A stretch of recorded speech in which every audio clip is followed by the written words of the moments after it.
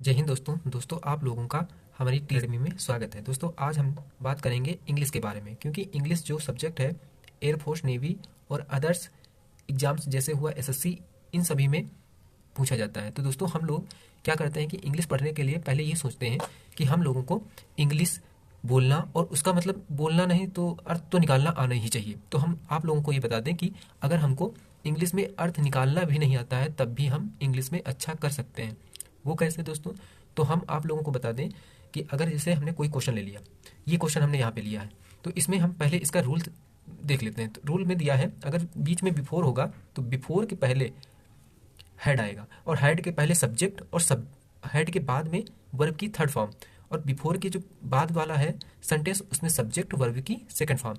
तो यही हम यहाँ पे देख लेते हैं इसी रूल से। तो बिफोर के पहले हेड दिया है, हाँ ये भी सही है। उसके बाद वर्ब की थर्ड फॉर्म, ये भी सही, और फिर सब्जेक्ट, ये इधर बिफोर के पहले वाला पूरा सेंटेंस सही है। और दूसरा देखते हैं द डॉक्टर कैम, ये जो सब्जेक्ट है डॉक्टर ये भी सही है, और सेकंड फॉर्म लगी है ये भी सही। तो ये पूरा सेंटेंस सही है, तो इसमें कोई भी एरर नहीं है। तो हम लोग इसका आंसर करेंगे। तो दोस्तों इसका आंसर हो जाएगा ऑप्शन डी।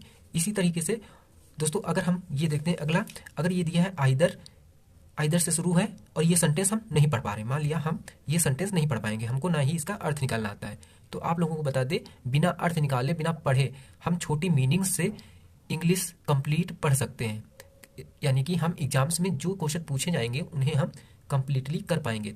देखते हैं दोस्तों, जैसे कि दिया है आइदर, हम लोग ये जानते हैं कंजक्शन में आइदर के साथ और आता है, नाइदर के साथ नॉर आता है, और नॉट ओनली बट आल्सो, इस तरीके से कंजक्शन के साथ ये आते हैं।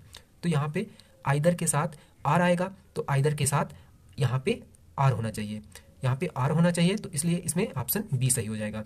दोस्तों इसी डर की वजह से हम लोग इंग्लिश नहीं पढ़ते हैं और उसे छोड़ देते हैं, तो इससे हमारा क्या होता है, सिलेक्शन रुक जाता है। और इसमें है कुछ नहीं, क्योंकि अगर आप लोग ये जानना चाहते हैं कि इंग्लिश अर्थ निकाल कर स्पीकिंग से हमें आएगी, तो आप लोग जो सिलेक्टेड हैं उनसे पूछ सकते हो, क्योंकि रूल्स पे डिपेंड है, और वो भी रूल्स बहुत ईजी हैं।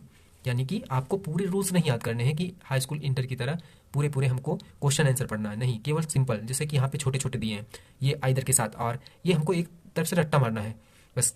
और रहा अर्थ, तो अर्थ गया हमारा तेल लेने, तो अर्थ के चक्कर में हमको नहीं पढ़ना है कि अर्थ आए ना या ना आए, हमको मतलब है केवल सिलेक्शन से। जैसे कि ऊपर हमने ये दिया, इसे हम याद कर लें, आफ्टर का याद कर लें, और उसके बाद जैसे कि हमसे पूछ दिया जाता है उसका है प्रीपोजिशन का, प्रीपोजिशन का क्वेश्चन पूछा गया है। इसमें भी हम मान लिया हमको नहीं आ रहा है, पढ़ना नहीं आ रहा है, कुछ नहीं आ रहा है, ना ही हमको अर्थ निकालना आता है, तो हम लोग ये देखते हैं जो प्रीपोजिशन है उसमें भी हमको आसानी से कर लेंगे, क्योंकि इसमें आगे जो हमको भरना है उसके आगे देखना है कौन सी मीनिंग है, रिलेटेड है, तो हम लोग पढ़ चुके हैं रिलेटेड, रिलेटेड टू, रिलेटेड के साथ टू आता है, तो रिलेटेड के साथ टू आएगा, तो यहाँ पे हमारा हो जाएगा टू, तो इसलिए इसमें ऑप्शन बी सही होगा। और इसी तरीके से प्रीपोजिशन, आर्टिकल्स में भी हम आगे का अक्षर देखकर, ना कि पूरी मीनिंग भी ना पढ़ पाए, केवल आगे का, जैसे बॉय है, बॉय का बी देख के उसमें हम आर्टिकल्स लगा देंगे, कुछ नहीं देखना, ना पढ़ना ना कुछ। तो दोस्तों आप लोग अगर इसे पढ़ना चाहते हैं इंग्लिश, तो इस तरीके से पढ़िए, इसको ये भौकाल ना बना के पढ़िए कि इसका हमको अर्थ आना चाहिए और हमको इस इंग्लिश की स्पीकिंग आनी चाहिए। अगर ऐसा ही होता तो जो एग्जाम्स में सिलेबस दिया है वो ना देकर सीधे हमसे स्पीकिंग के लिए पूछा जाता है कि आपका इंटरव्यू होगा, आप लोग स्पीकिंग सीखिए। तो अगर आप लोग ऐसे पढ़ेंगे तो आपका सिलेक्शन पक्का है। धन्यवाद।